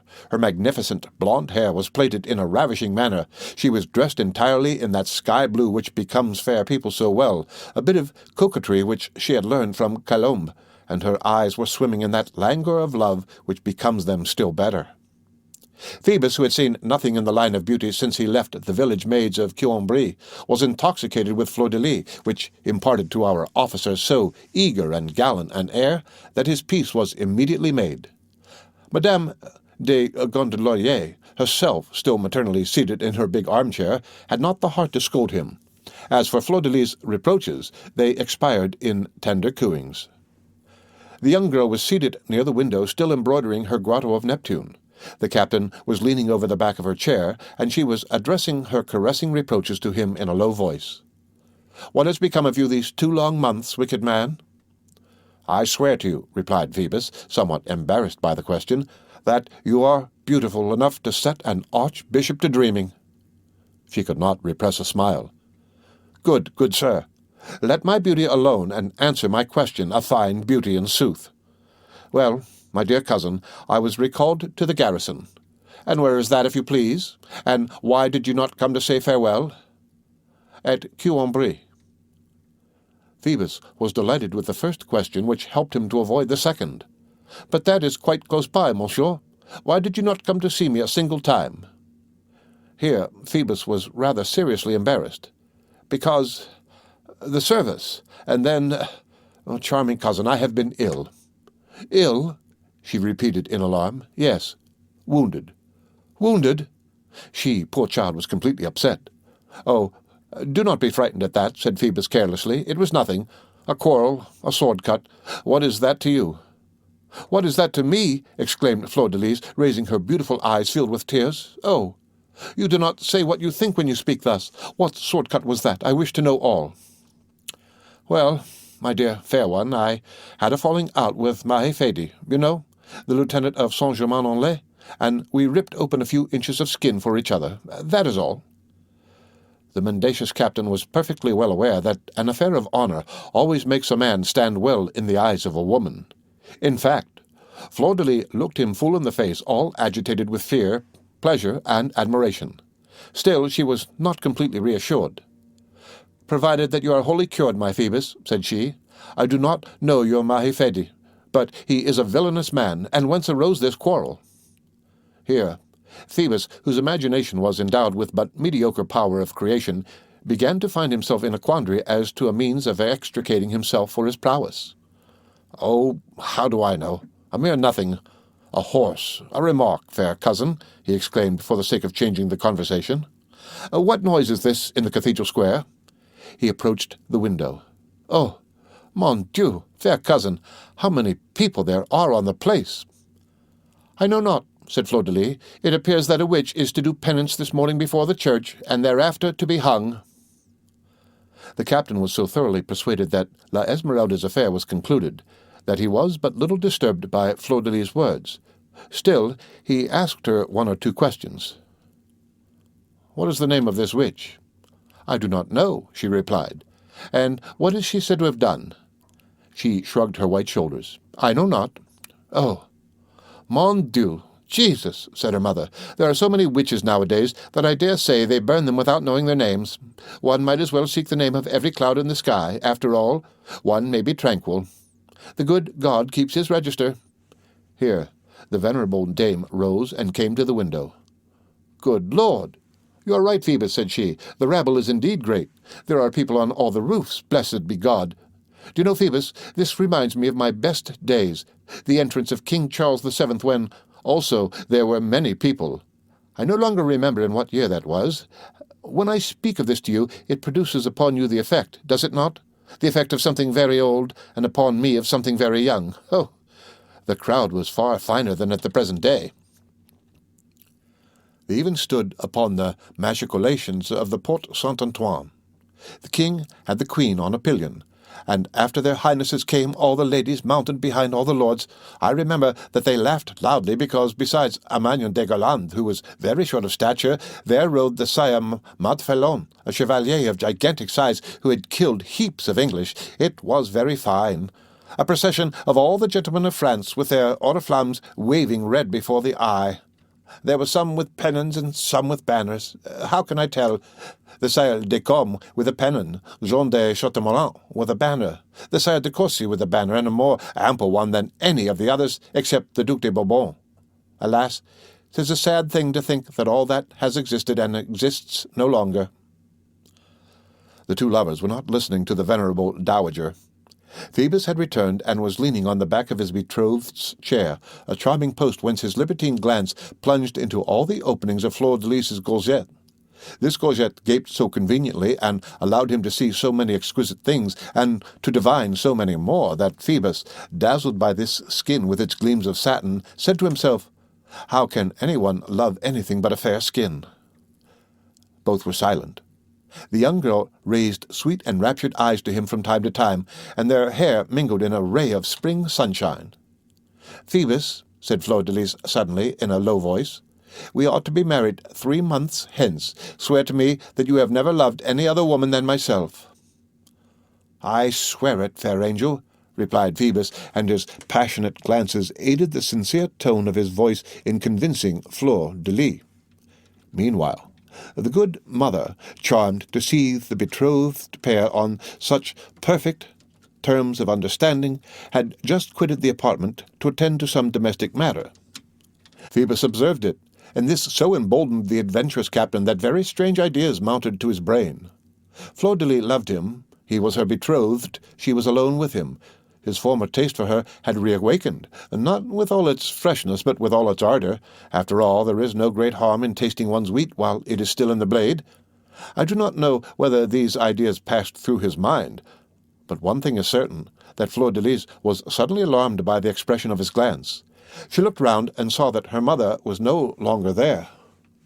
"Good heavens," said she, blushing and uneasy, "how very warm I am." "I think, in fact," replied Phoebus, "that it cannot be far from midday. The sun is troublesome. We need only lower the curtains." "No, no," exclaimed the poor little thing. "On the contrary, I need air." Like a fawn who feels the breath of the pack of hounds, she rose, ran to the window, opened it, and rushed upon the balcony. Phoebus, much discomfited, followed her. The Place du Pavé Notre-Dame, upon which the balcony looked, as the reader knows, presented at that moment a singular and sinister spectacle which caused the fright of the timid fleur-de-lis to change its nature.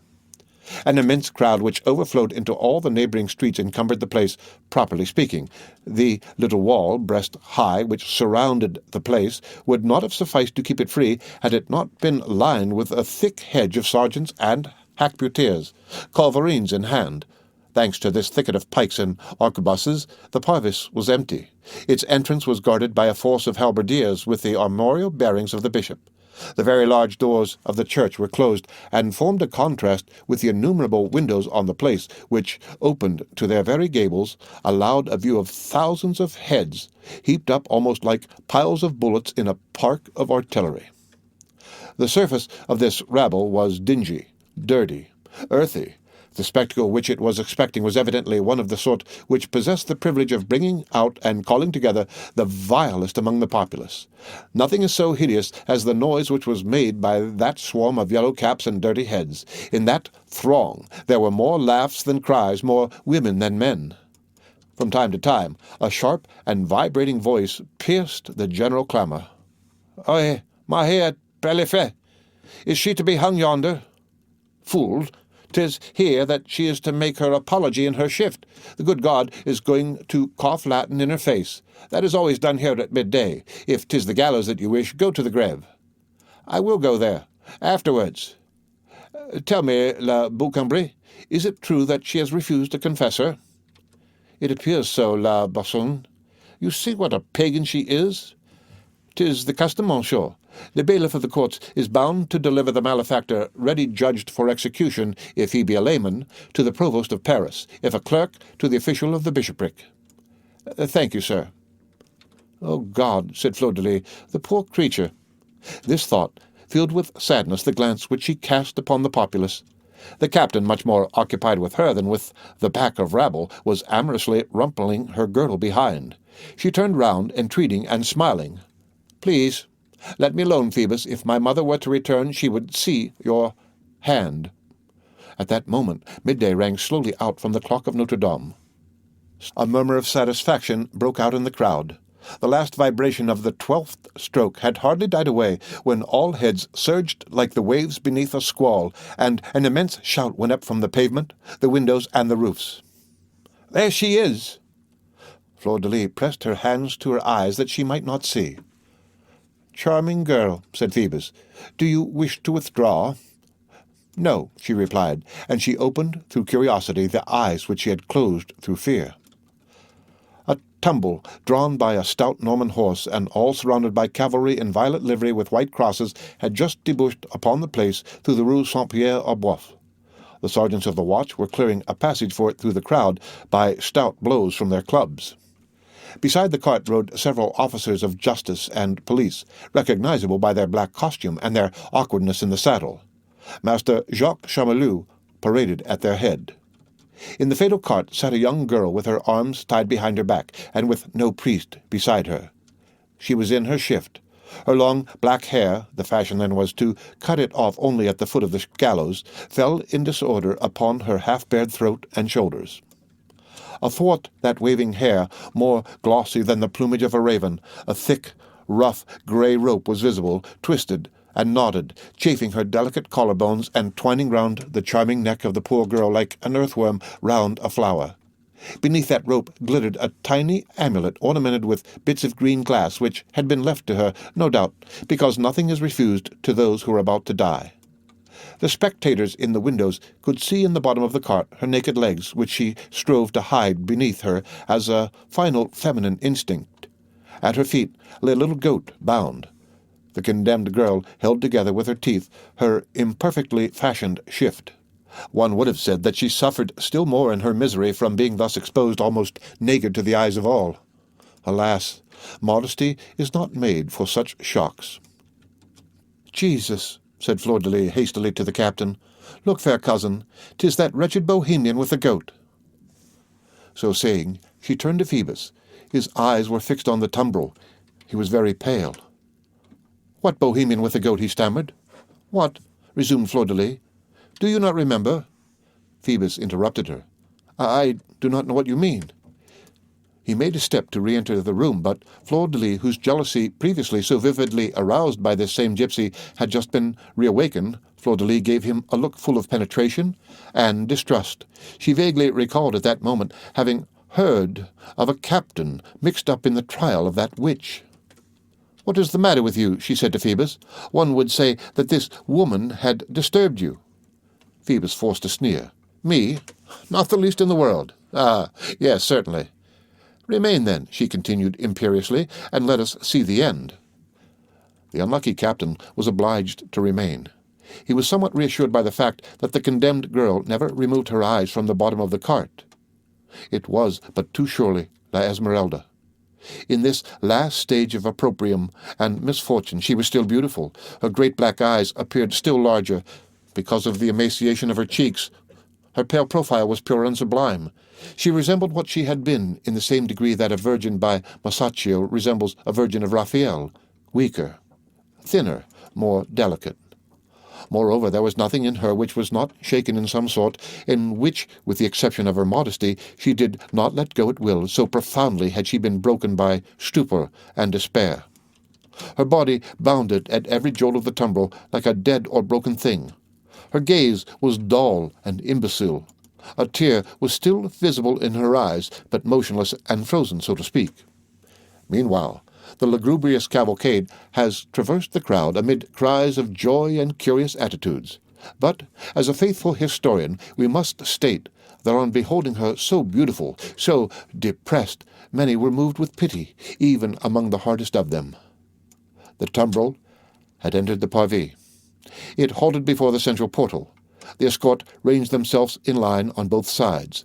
The crowd became silent, and, in the midst of this silence, full of anxiety and solemnity, the two leaves of the grand door swung back as of themselves on their hinges, which gave a creak like the sound of a fife. Then there became visible, in all its length, the deep, gloomy church, hung in black, sparely lighted with a few candles gleaming afar off on the principal altar, opened in the midst of the place, which was dazzling with light like the mouth of a cavern. At the very extremity, in the gloom of the apse, a gigantic silver cross was visible against a black drapery which hung from the vault to the pavement. The whole nave was deserted, but a few heads of priests could be seen moving confusedly in the distant choir stalls, and at the moment when the great door opened, there escaped from the church a loud, solemn, and monotonous chanting which cast over the head of the condemned girl in gusts fragments of melancholy psalms. Non timebo mele populi circumdantis me, exsurgi Domini salvum me foc Deus. Salvum me foc Deus quoniam intraverunt aquo osceod anima meam.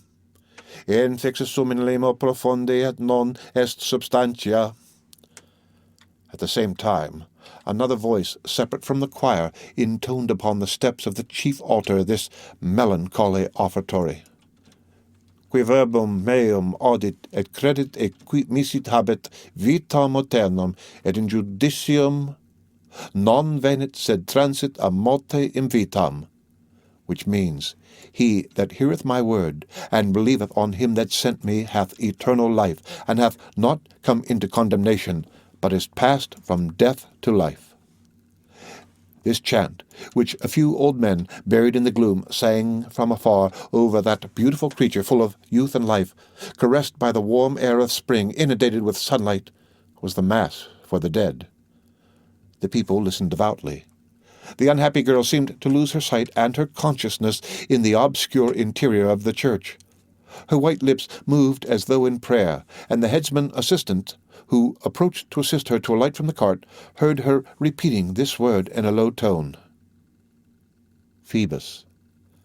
They untied her hands, made her alight, accompanied by her goat, which had also been unbound, and which bleated with joy at finding itself free, and they made her walk barefoot on the hard pavement to the foot of the steps leading to the door. The rope about her neck trailed behind her. One would have said it was a serpent following her. Then the chanting in the church ceased. A great golden cross and a row of wax candles began to move through the gloom.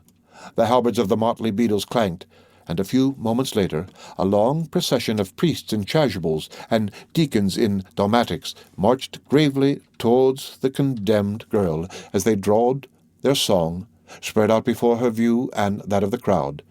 But her glance rested on the one who marched at the head immediately after the cross-bearer. "Oh," she said in a low voice, and with a shudder, "'tis he again, the priest." It was, in fact, the archdeacon. On his left he had the sub-chanter, on his right the chanter, armed with his official wand. He advanced with head thrown back, his eyes fixed and wide open, intoning in a strong voice, "De ventri inferi clamavi, et exaudisti voce meam, et pogestisti me in profundum in corde mans et flumem circumdedit mei," which means, "Out of the belly of hell cried I, and thou heardest my voice, for thou hadst cast me into the deep in the midst of the seas, and the floods compassed me about." At the moment when he made his appearance in the full daylight beneath the lofty arched portal, enveloped in an ample cope of silver barred with a black cross, he was so pale that more than one person in the crowd thought that one of the marble archbishops who knelt on the sepulchral stones of the choir had risen and was come to receive upon the brink of the tomb the woman who was about to die. She, no less pale, no less like a statue, had hardly noticed that they had placed in her hand a heavy lighted candle of yellow wax. She had not heard the yelping voice of the clerk reading the fatal contents of the apology. When they told her to respond with "Amen," she responded "Amen." She only recovered life and force when she beheld the priest make a sign to her guards to withdraw, and himself advance alone towards her. Then she felt her blood boil in her head, and a remnant of indignation flashed up in that soul already benumbed and cold. The archdeacon approached her slowly. Even in that extremity she beheld him cast an eye sparkling with sensuality, jealousy, and desire over her exposed form. Then he said aloud, "Young girl, have you asked God's pardon for your faults and shortcomings?" He bent down to her ear, and added, the spectators supposed that he was receiving her last confession, "Will you have me? I can still save you." She looked intently at him. "Begone, demon, or I will denounce you." He gave vent to a horrible smile. "You will not be believed. You will only add a scandal to a crime. Reply quickly, will you have me? What have you done with my Phoebus?" "He is dead," said the priest. At that moment the wretched archdeacon raised his head mechanically, and beheld at the other end of the place, in the balcony of the Gondet-Lardier mansion, the captain standing beside Fleur de Lis. He staggered, passed his hands across his eyes, looked again, muttered a curse, and all his features were violently contorted. "Well, die then," he hissed between his teeth. "No one shall have you." Then, raising his hand over the gypsy, he exclaimed in a funereal voice, "E nunc anima anceps et sit tibi Deus misericors," which means, "Go now, soul, trembling in the balance, and God have mercy upon thee." This was the dread formula with which it was the custom to conclude these gloomy ceremonies. It was the signal agreed upon between the priest and the executioner. The crowd knelt. "Kyrie eleison," said the priests who had remained beneath the arch of the portal. "Kyrie eleison," repeated the throng in that murmur which runs over all heads like the waves of a troubled sea. "Amen," said the archdeacon. He turned his back on the condemned girl. His head sank upon his breast once more. He crossed his hands and rejoined his escort of priests, and a moment later he was seen to disappear with the cross, the candles, and the copes beneath the misty arches of the cathedral. And his sonorous voice was extinguished by degrees in the choir as he chanted this verse of despair, Omnis gurgites tui et fluctus tui super me transierunt, which means all thy waves and thy billows have gone over me. At the same time, the intermittent clash of the iron butts of the beadles' halberds gradually dying away among the columns of the nave produced the effect of a clock-hammer striking the last hour of the condemned. The doors of Notre-Dame remained open, allowing a view of the empty, desolate church draped in mourning, without candles and without voices. The condemned girl remained motionless in her place, waiting to be disposed of. One of the sergeants of police was obliged to notify Master Charmilou of the fact, as the latter, during this entire scene, had been engaged in studying the bas-relief of the grand portal, which represents, according to some, the sacrifice of Abraham, according to others, the philosopher's alchemical operation. The sun being figured forth by the angel, the fire by the faggot, the artisan by Abraham. There was considerable difficulty in drawing him away from that contemplation, but at length he turned round, and at a signal which he gave two men clad in yellow, the executioner's assistants, approached the gypsy to bind her hands once more. The unhappy creature, at the moment of mounting once again the fatal cart, and proceeding to her last halting place, was seized, possibly, with some poignant clinging to life.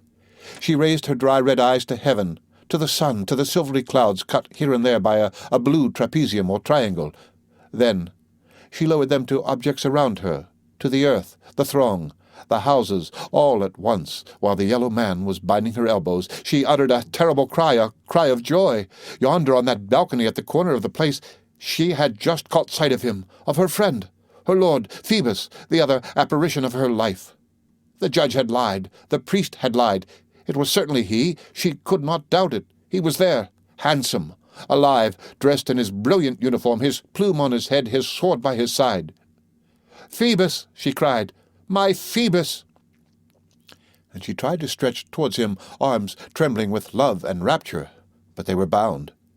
Then she saw the captain frown. A beautiful young girl who was leaning against him gazed at him with disdainful lips and irritated eyes. Then Phoebus uttered some words which did not reach her, and both disappeared precipitately behind the window opening upon the balcony, which closed after them. "Phoebus!" she cried wildly. "Can it be? You believe it?" A monstrous thought had just presented itself to her. She remembered that she had been condemned to death for murder committed on the person of Phoebus de Chateaupied. She had borne up until that moment, but this last blow was too harsh. She fell lifeless on the pavement. "Come," said Charmilou, "carry her to the cart and make an end of it."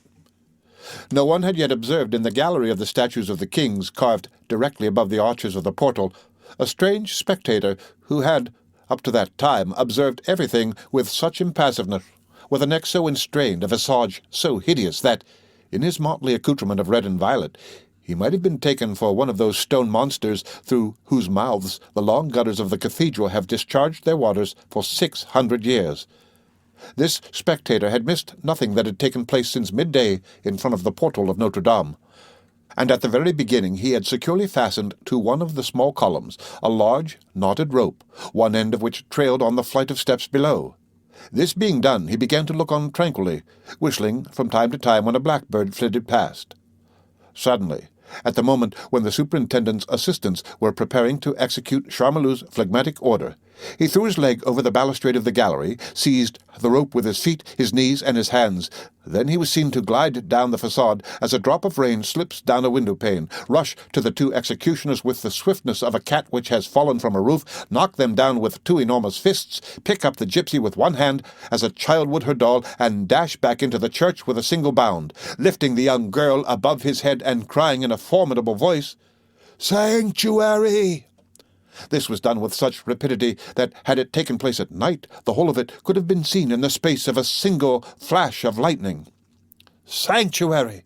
Sanctuary!" repeated the crowd, and the clapping of 10,000 hands made Quasimodo's single eye sparkle with joy and pride. This shock restored the condemned girl to her senses. She raised her eyelids, looked at Quasimodo, then closed them again suddenly, as though terrified by her deliverer. Charmilou was stupefied, as well as the executioners and the entire escort. In fact, within the bounds of Notre-Dame, the condemned girl could not be touched. The cathedral was a place of refuge. All temporal jurisdiction expired upon its threshold. Quasimodo had halted beneath the great portal. His huge feet seemed as solid on the pavement of the church as the heavy Roman pillars. His great bushy head sat low between his shoulders like the heads of lions, who also have a mane and no neck. He held the young girl, who was quivering all over, suspended from his horny hands like a white drapery. But he carried her with as much care as though he feared to break her or blight her. One would have said that he felt she was a delicate, exquisite, precious thing made for other hands than his. There were moments when he looked as if not daring to touch her, even with his breath. Then all at once he would press her forcibly in his arms against his angular bosom, like his own possession, his treasure, as the mother of that child would have done. His gnome's eye, fastened upon her, inundated her with tenderness, sadness, and pity, and was suddenly raised, filled with lightnings. Then the women laughed and wept. The crowd stamped with enthusiasm, for at that moment Quasimodo had a beauty of his own. He was handsome. He, that orphan, that foundling, that outcast, he felt himself august and strong. He gazed in the face of that society from which he was banished, and in which he had so powerfully intervened, of that human justice from which he had wrenched its prey, of all those tigers whose jaws were forced to remain empty, of those policemen, those judges, those executioners, of all that force of the king which he, the meanest of creatures, had just broken with the force of God. And then it was touching to behold this protection which had fallen from a being so hideous upon a being so unhappy, a creature condemned to death, saved by Quasimodo. They were two extremes of natural and social wretchedness coming into contact and aiding each other. Meanwhile, after several moments of triumph, Quasimodo had plunged abruptly into the church with his burden. The populace, fond of all prowess, sought him with their eyes beneath the gloomy nave, regretting that he had so speedily disappeared from their acclamations. All at once he was seen to reappear at one of the extremities of the gallery of the kings of France. He traversed it, running like a madman, raising his conquest high in his arms and shouting, "Sanctuary!" The crowd broke forth into fresh applause. The gallery passed. He plunged once more into the interior of the church. A moment later he reappeared upon the upper platform, with the gypsy still in his arms, still running madly, still crying, "Sanctuary!" and the throng applauded. Finally, he made his appearance for the third time upon the summit of the tower where hung the great bell. From that point he seemed to be showing to the entire city the girl whom he had saved, and his voice of thunder, that voice which was so rarely heard, and which he never heard himself, repeated thrice with frenzy, even to the clouds, "Sanctuary! Sanctuary! Sanctuary!" "Noel! Noel!" shouted the populace in its turn, and that immense acclamation flew to astonish the crowd assembled at the grave on the other bank, and the recluse, who was still waiting with her eyes riveted on the gibbet.